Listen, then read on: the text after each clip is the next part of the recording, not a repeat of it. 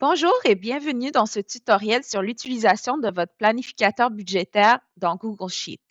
Dans cette vidéo, je vais vous guider pas à pas pour configurer votre budget, gérer le remboursement de vos dettes, épargner et suivre l'évolution de votre actif net.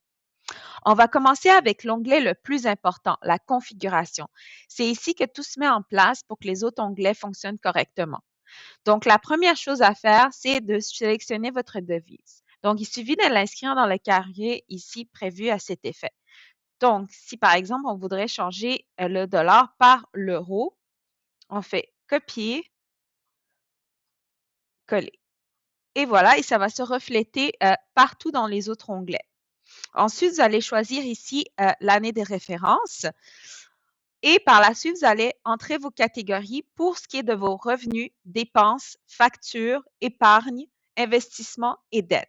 Donc, la différence entre vos dépenses et vos factures sont souvent, ça revient à chaque mois et c'est des montants souvent fixes, alors que les dépenses sont souvent variables d'un mois à l'autre. Ici, pour ce qui est des épargnes, vous allez inscrire tous vos projets d'épargne. Ici, en termes d'investissement, donc vos comptes d'investissement et ainsi que ici dans vos dettes, les différentes dettes que vous avez, soit des dettes d'études, carte de crédit, prêts, etc. Ensuite, on va passer à la section des factures, de la configuration des factures et abonnements. Donc, tout ce que vous allez avoir inscrit ici en termes de factures va se refléter dans la configuration.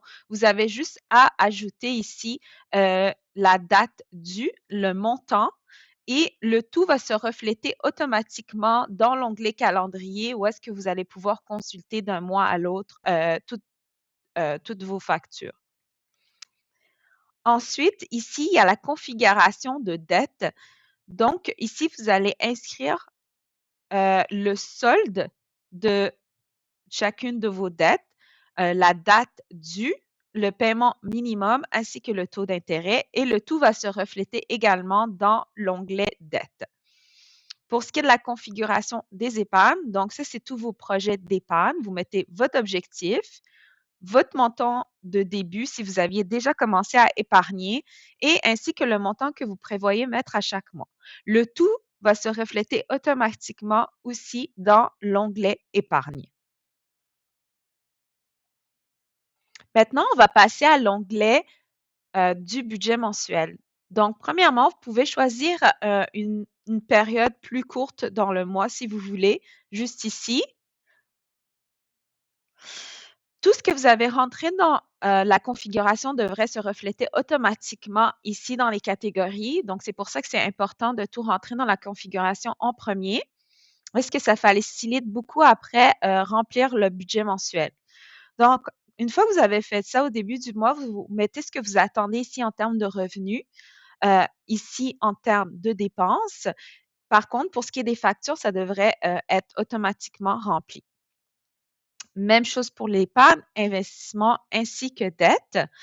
Et quand vous arrivez vers la fin du mois, là, vous pouvez rentrer vos transactions réelles, donc ce que vous avez réellement dépensé et ce que vous avez réellement gagné. Donc, tout ce que vous avez à faire ici, c'est choisir la date, la dépense. Donc, par exemple, ça peut être l'épicerie. Vous mettez 500 500 euros, etc. Et ici, c'est dans le fond, si vous voulez, c'est quel compte que vous avez utilisé pour faire cette dépense. Donc, c'est optionnel si vous voulez l'utiliser. Une fois que vous avez rempli tout ça à la fin du mois, vous allez pouvoir, ça va se refléter ici, vous allez pouvoir avoir les montants réels dans cette colonne qui va être calculée automatiquement. Et vous allez pouvoir voir tous vos graphiques, donc le graphique de ce qui vous reste après avoir payé vos dépenses, factures, dettes. Ici, vous allez avoir entre vos dépenses variables et fixes, dans le fond, s'il y a une différence entre le réel et ce qui a été budgété. Même chose ici dans ce graphique-ci. Aussi, un autre aspect qui est super intéressant, c'est où est passé mon argent. Donc, vous pouvez choisir ici pour les dépenses. Vous allez voir, dans le fond, dans vos catégories, où est passé votre argent. Donc, ici, on peut voir, par exemple, qu'en termes de loyer, 40 va au loyer, 35 va à l'épicerie, etc., etc.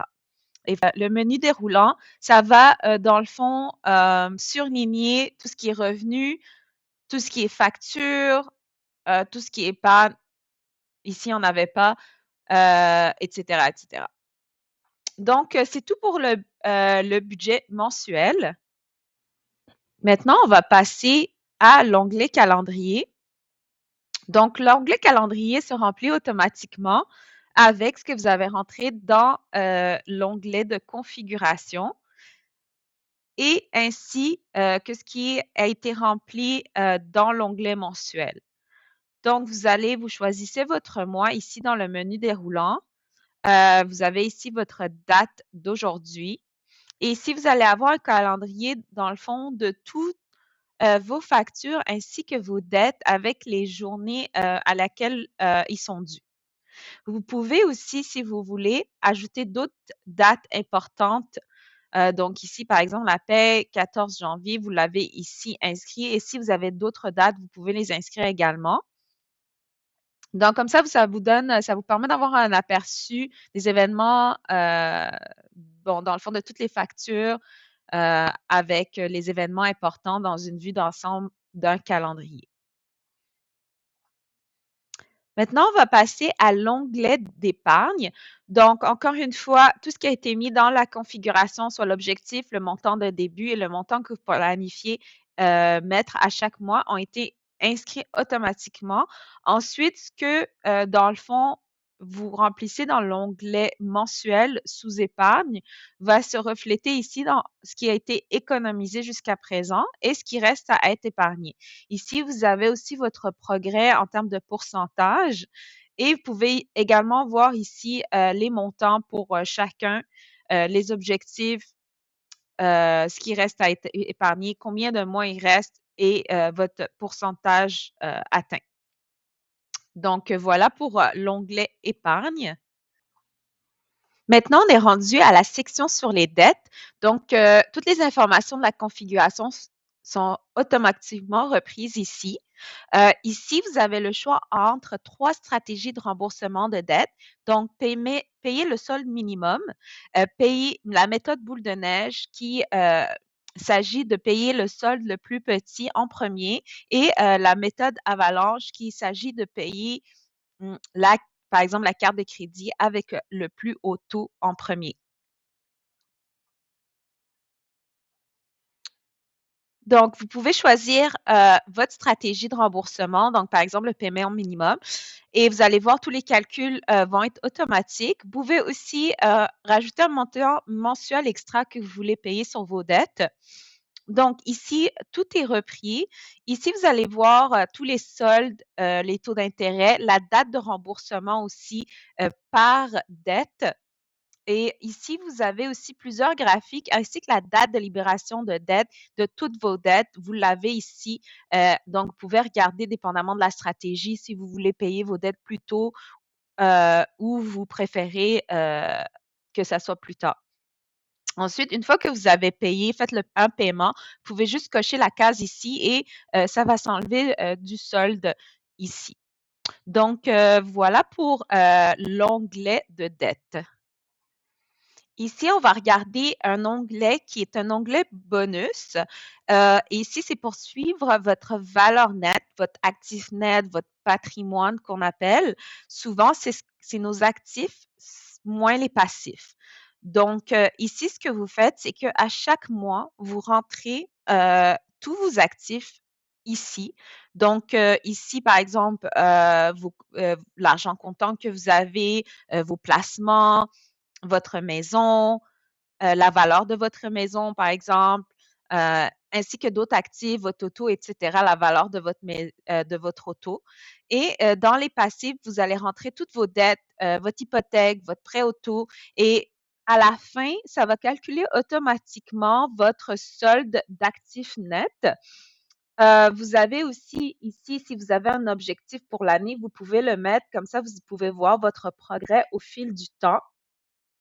Ici, plusieurs graphiques intéressants. Vous pouvez voir votre actif net, la croissance durant l'année. Ici, vous pouvez voir la différence d'un mois à l'autre, à quel point ça monte etc. Puis vers la fin de l'année, le cumulatif. Vous pouvez même ici choisir de voir, par exemple, vos passifs pour un mois donné, par exemple. Donc, vous pouvez jouer avec ça. Donc, c'est pas mal tout pour ce qui est de cet onglet. On va passer au dernier onglet, donc le tableau de bord annuel. Donc, vous n'avez rien à faire ici. Dans le fond, tout ce que vous avez rempli dans les onglets mensuels vont être pris dans cet onglet-ci. Mais ça vous permet de voir vers la fin de l'année, dans le fond, des graphiques par rapport à vos revenus, vos dépenses, vos factures, vous avez aussi, vous pouvez ici aussi inscrire au début de l'année vos objectifs personnels, vos objectifs financiers. Vous pouvez voir le top catégorie des dépenses. Comme ça vous donne une très bonne idée. Donc, tout va être déjà rempli, puis ça vraiment à la fin de l'année d'évaluer un peu ce que vous avez, vos objectifs financiers, si vous les avez atteints, etc. Et ensuite, vous pouvez recopier dans le fond, vous pourrez recopier aussi ce fichier pour une nouvelle année et recommencer de nouveau si vous voulez garder, dans le fond, toutes ces données-là.